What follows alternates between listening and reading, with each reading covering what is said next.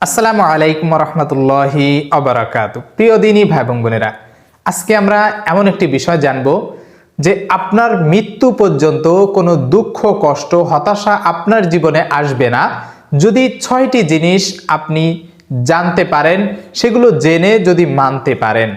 এমন 6টি জিনিস আজকে আমরা জানবো, বা এমন 6টি বিষয় আমরা খেয়াল করব, অন্তরে রাখবো, স্মরণ রাখবো। ইনশাআল্লাহ মৃত্যু পর্যন্ত আল্লাহ তাআলা আপনাকে যত প্রকার দুঃখ, কষ্ট, হতাশা সব কিছু থেকে হেফাজত করবেন। প্রিয় দিনী ভাই এবং বোনেরা, এমন 6টি গুরুত্বপূর্ণ বিষয় ধৈর্য ধরে সম্পূর্ণ ভিডিওটি দেখুন, জানতে পারবেন।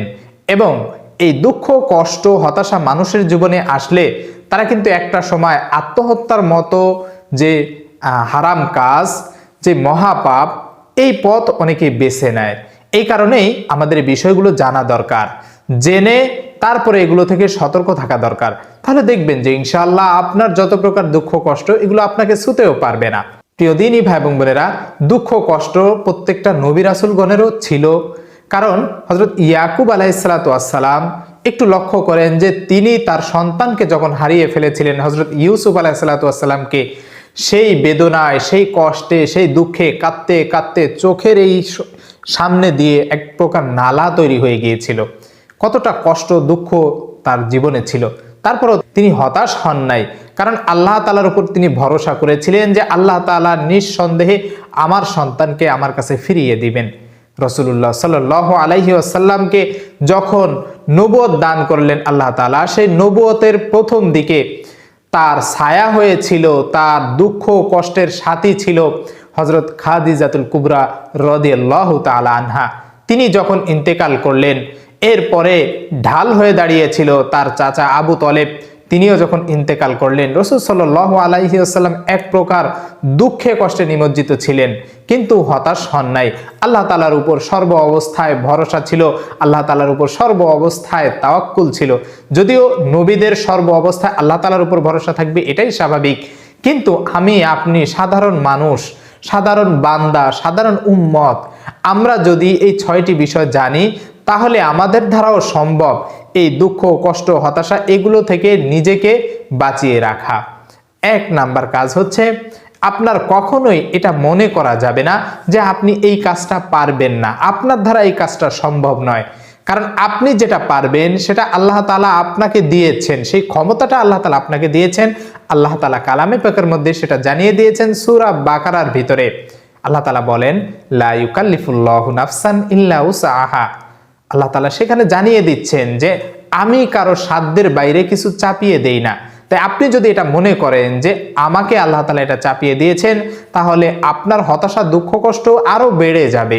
আপনি এটা মনে করবেন না, বরং আপনি নিজেকে শক্ত রাখবেন এবং এই জিনিসটা মনে রাখবেন যে এটা আমার দ্বারা সম্ভব, এটা আমি পারবো। আল্লাহ তাআলা আমাকে দ্বারা এটা করাবেন, সাকসেসফুল করাবেন, সফলতা দিবেন। এই কারণে আল্লাহ তাআলা আমাকে এটা দিয়েছেন। তাই ভেঙে পড়া যাবে না, হতাশ হওয়া যাবে না। আল্লাহ তাআলা এরপরে আরো জানিয়ে দিয়েছেন 2 নম্বর যে বিষয়টা আপনার মনে রাখতে হবে, যে আপনি যত দুঃখ কষ্টের ভিতরেই থাকেন না কেন, আল্লাহ তাআলা জানিয়ে দিয়েছেন সূরা আলাম নাসরার ভিতরে, ফা ইন্না মাআল উসরি ইসরা, ইন্না মাআল উসরি ইসরা।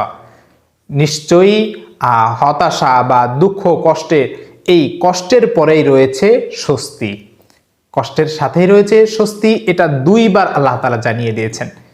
আপনি এই জিনিসটা মনে রাখবেন যে আমার এখন ক্ষণিক সময় একটু কষ্ট হচ্ছে, ক্ষণিক সময় আমার দুঃখ হচ্ছে, কিন্তু এর সাথেই, এর পরেই আমার যে বিষয়টা আসতেছে সামনে, সেটা হচ্ছে আল্লাহ তাআলা আমাকে সুখ শান্তি দিয়ে ভরপুর করে দিবেন, যদি আমি আমার এই দুঃখ কষ্টের সময় কোনো হতাশাগ্রস্ত না হয়ে যায়, ভেঙে না পড়ি। এ কারণে আল্লাহ তাআলা জানিয়ে দিয়েছেন, বান্দা তোমরা হতাশ হও না। তাই হতাশ হওয়া যাবে না। 3 নাম্বার বিষয় হচ্ছে, আপনি যখনই কোনো দুঃখে কষ্টের ভিতরে নিমজ্জিত থাকেন, সঙ্গে সঙ্গে আল্লাহ তাআলাকে স্মরণ করবেন। আল্লাহ তাআলা এই ব্যাপারেও জানিয়ে দিয়েছেন, লা তাহজান ইন্নাল্লাহা মা'ানা। ও বান্দা, আমি তোমার সাথে আছি, তুমি হতাশ হও না। লা তাহজান, হতাশ হও না, নিরাশ হও না। ইন্নাল্লাহা মা'ানা, নিশ্চয়ই আল্লাহ তাআলা আমাদের সঙ্গে আছেন।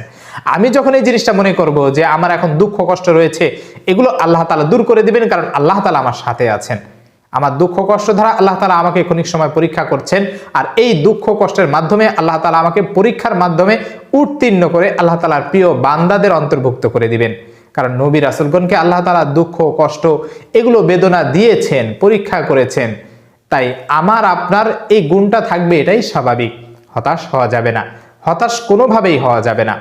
আর 4 নাম্বার যে বিষয়টা হচ্ছে, যখনই কোনো দুঃখ কষ্ট আপনার কাছে এসে পৌঁছায়, সঙ্গে সঙ্গে আল্লাহ তাআলাকে ডাকবেন, অন্তর থেকে ডাকবেন এবং দোয়া করবেন। এই দুঃখ কষ্ট দোয়ার অন্যতম মাধ্যম হচ্ছে এই দোয়া। এই দূর করার অন্যতম মাধ্যম হচ্ছে এই দোয়া। কারণ রাসূল সাল্লাল্লাহু আলাইহি ওয়াসাল্লাম বলেছেন, আদ-দুআউ মুখুল ইবাদা, দোয়া হচ্ছে সমস্ত ইবাদতের মূল বা মগজ। যেমন শরীরের মূল হচ্ছে মাথা, মাথাটা যদি আলাদা হয়ে যায় তাহলে সেই ক্ষেত্রে শরীরের কোনো দাম থাকে না।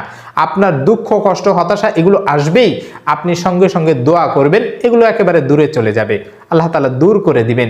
এই দোয়ার এতটাই ফজিলত, এতটাই বরকত যে সব কিছু নিমিষে মুহূর্তেই ঠিক হয়ে যায়, সব কিছু যত বিপদ আপদ বালা মুসিবত সব দূর হয়ে যায় এই দোয়ার মাধ্যমে। তাই আপনি আল্লাহ তাআলার কাছে যদি অন্তর থেকে দোয়া করতে পারেন, আল্লাহ তাআলার কাছে যদি অন্তর থেকে চাইতে পারেন যে আল্লাহ এই হতাশা, এই দুর্দশা, এই দুঃখ, এই কষ্ট, এই বিপদ তুমি দূর করে দাও, আল্লাহ তাআলা মুহূর্তেই দূর করে দিবেন আপনি আল্লাহ তাআলার কাছে যদি দোয়া করেন। এরপরে 5 নাম্বার যে বিষয়টা মনে রাখতে হবে যে আপনি যখন ভালো সময় আপনার যায় সে সময় আল্লাহ তাআলাকে স্মরণ করবেন, আর এরপরে যখন আপনার খারাপ সময় যায় সে সময় আল্লাহ তাআলাকে স্মরণ করবেন।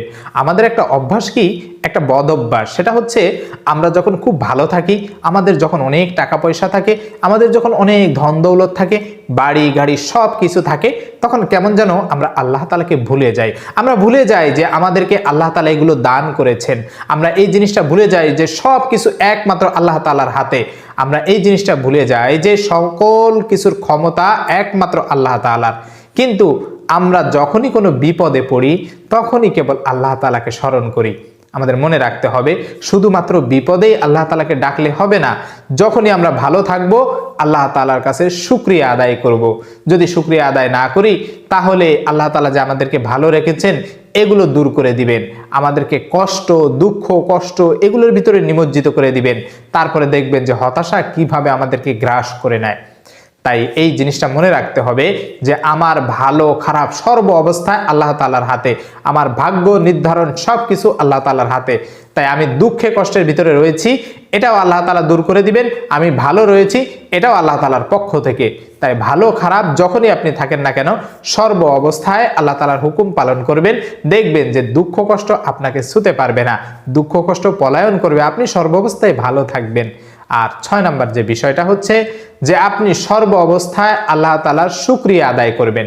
তাহলে দেখবেন যে দুঃখ কষ্ট আসার আগেই আল্লাহ তাআলা সেগুলো দূর করে দিবেন। আল্লাহ তাআলা তো কালামে পাকের মধ্যে জানিয়ে দিচ্ছেন, লা ইন শাকারতুম লা আযীদান্নাকুম ওয়া লা ইন কাফারতুম ইন্না আযাবি লাশাদীদ। যে বান্দা আমার নিয়ামত পেয়ে শুকরিয়া আদায় করে আমি তাকে বাড়িয়ে দিতেই থাকবো। শুধু দিবেন, দিয়ে বন্ধ করে দিবেন তা নয়, দিতেই থাকবেন।